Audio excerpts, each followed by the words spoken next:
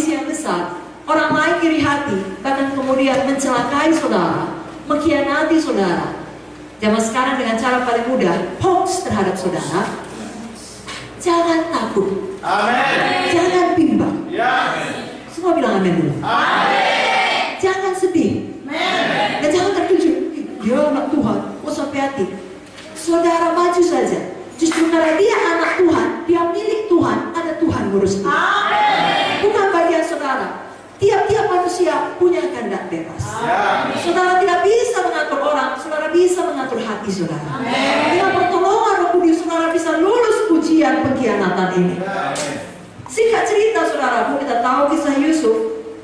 Suatu hari karena patuhnya, sekali lagi karena patuhnya. Amin saudara. Amin. Yusuf dibilang sama bapaknya, pergi kau ke Sikem, jumpai saudara-saudaramu. Sampai dia ke sana, tidak ada saudara-saudaranya. Lalu dapat info saudara-saudaramu di Dotan. Dia melakukan. Kalau disuruh berjalan 1 mil, berjalan 2 mil. Bisanya dia pulang. Papa, papi, dedi, tak ada saudara-saudaraku di Sikem.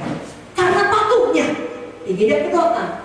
Kalau sampai di sana, saudara-saudara melihat dia, mau membunuh dia. Lalu lagi disingkatkan, akhirnya angkat dia, dibuka jubah indahnya, dimasukkan ke dalam sumur. Tidak dibunuh. Tahukah saudara, kalau belum kata Tuhan waktunya mati, tidak bisa mati. Walau semua bersepakat mematikan saudara,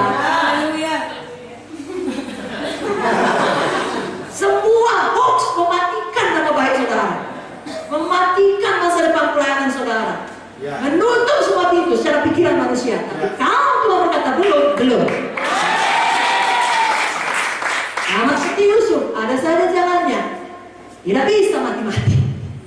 Dimasukkan ke dalam sumur, tapi kemudian dijual sebagai budak. Saudara pun hidup saudara dalam tangan Tuhan. Kalau karena pengkhianatan saudara masuk dalam sumur, tetap ampuni yang memasukkan saudara dalam sumur. Dan kita tahu Yusuf melakukannya. Kenapa? Karena di dalam Kejadian 39 ayat 2 diterangkan Tuhan menyertai Yusuf, sehingga ia selalu berhasil dalam pekerjaannya. Kalau Yusuf mengeraskan hatinya, masih menyimpan kekecewaan, kemarahan, sakit hati, tentunya dia tidak dapat berhasil. Kenapa? Tuhan tidak dapat menyertai dia. Karena Tuhan tidak pernah memaksa kita. Amin saudara. Tapi karena Yusuf menang, maka Tuhan menyertai dia dan dia berhasil.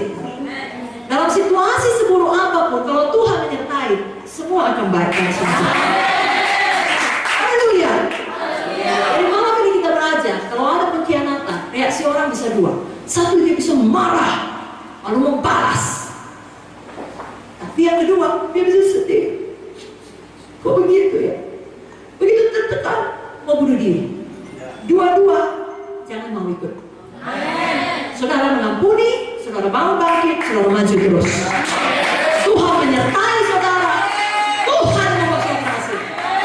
Kalau saudara pikir kalau nggak ada dia, bagaimana masa depanku? Hei, Tuhan yang memelihara saudara. Kalau orang-orang pergi meninggalkan saudara, Tuhan bisa kirimkan orang-orang baru. Amin saudaraku. Dan Tuhan Yesus tidak berubah. Kalau dia menolong Yusuf, dia juga menolong kita pada zaman. Tapi malam hari ini, buang dulu semua sakit hati, marah saudara, katakan amin.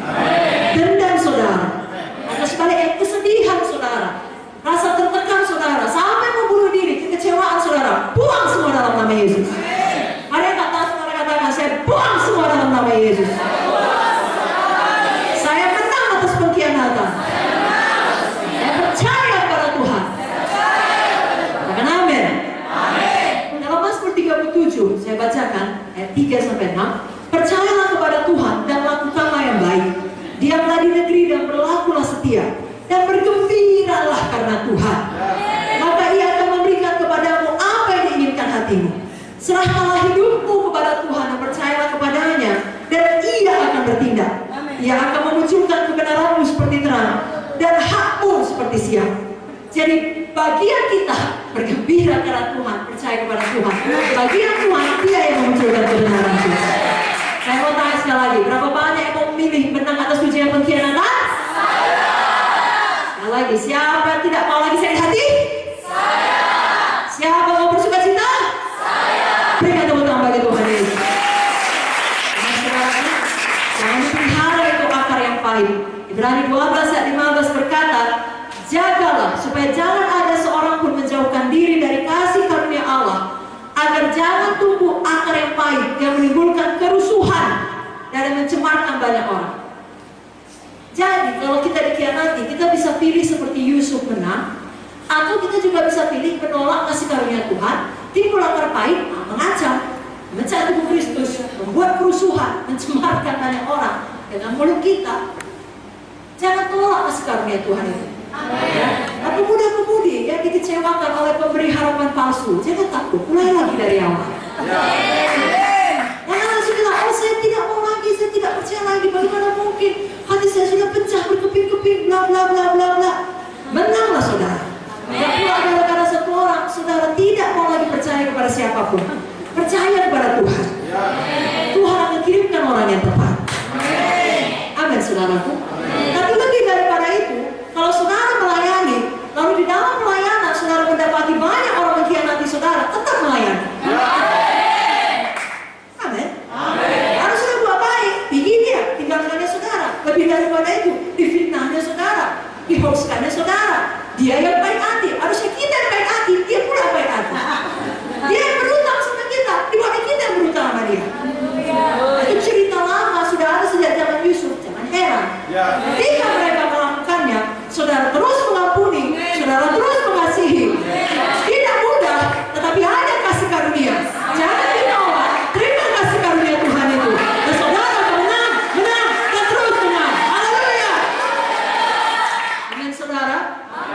Malam ini, kalau ada orang mengkhianati, tidak usah lagi kata, di mana kau Tuhan?